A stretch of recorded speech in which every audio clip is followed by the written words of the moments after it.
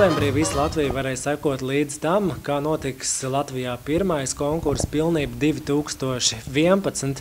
Un šobrīd notiek ļoti nopietni sagatavošanās mēģinājumi, un mēs varam pajautāt šī projekta horeogrāfei, kā tad ir, kā notiek mēģinājumi? Mēģinājumi notiek brīnišķīgi, jo sievietes ir wow. Viņas ir tik ekspresīvas, tik foršas, ļoti jaukas, talantīgas, un mūsu process notiek ļoti jautri. Es tev gribēju jautāt, vai tu kādreiz līdz tam, ja līdz šim esi strādājusi ar pilnīgām sievietēm, šī ir pirmā reize? Nē, protams, kā es biju dejonost, jā, ar Elmoru Tanni, bija superīgi, jo es sapratu. Kā es to aizmirsu? Ak, Dievs, kāds man kauts. Šausmas. Jā, tas bija mans pirmais tāds experience kopā ar cilvēkiem, jā, tādiem apalīgiem. Bija krūta, protams, kā ar problēmu. Bija histērijas, bija viss kas. Sieviete, ar kuriem bija visvairāk histērijas, Sarmita. Bet tā bija ļoti krūta, ļoti interesanta, bet, protams, ka jāstrādā, jādomā ar viņiem. Nav tā kā ar tēva meitenēm, kā man ar tevi studija, un es varu taču pateikt, kā strādāt ar junioriem, piemēram, ja kā ar pusauģiem, kā ar bērniem, bet ar apalīgiem ir cits moments. Bet tajā momentā es varu pateikt, ka viņās ir ļoti emocionālas. Resnes, jā, meitenes no apalīgas. Bet, kad šķiet, viņām nav tā dīvaini, piemēram, tad, kad viņas vēl nezina, kas būs viņu horeogrāfs, un te atverās durvis, ienāc tu, slaida, skaista, un neiedzina viņas, piemēram, varbūt vēl lielākā kompleksā? Divas kaut kādas frāzes, un viss ir ok. Tā ir Sarmīta. Tiešām, tad, kad tu pirmoreiz ieraudzīji savu horeogrāfi, tā nelikās, nebija tā doma, viņa tur tāda skaliņa no sērijas?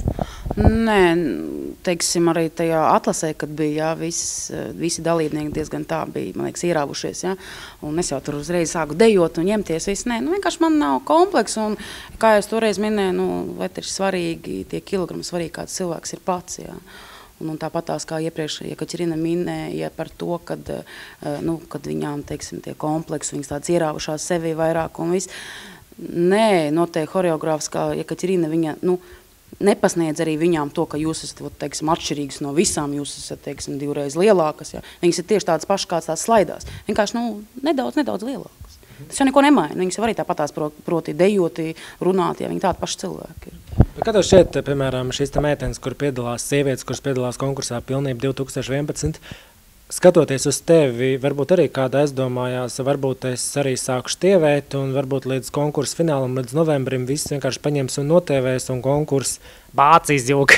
Es domāju, ka nē, jo iepriekš arī, ka mēs ar viņām runājām, arī iepriekš tavā intervijā teica, jā, kad pašlaik viņas netievēs un turēsies uz tās svara, kāds viņām tagad ir, bet pēc konkursa, jā, mēs to droši, es palīdzēšu viņām un aktīvi nodarbosies, un viņas arī... Vai kur tagad tad tu? Negribu pateikt, ka viņas man pateica, ka tagad, ne, mēs negribam tievēt, jā, bet pēc tam, protams. Jā, un viņas arī ies uz manam nodarbībam, un viņas teica, ka jā, mērķis ir. Atzīsties godīgi, tu esi kādreiz tievējis?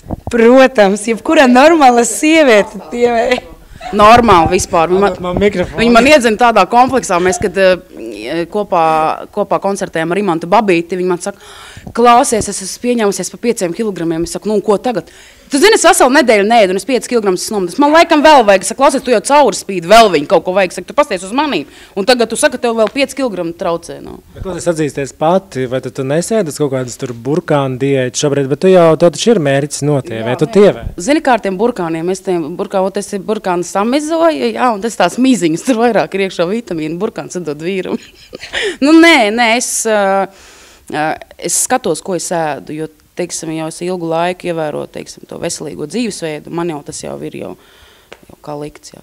Protams, arī sestdienās, svētdienās es, teiksim, kaut šašliku apēdu vasarā un kāds gardumus apēdu normāli. Bet tavs mērķis pilnīgi noteikti nav 90, 60, 90? Nē, man patīk no malas, kā tie cilvēki varbūt izskatās, bet uz sevi nē.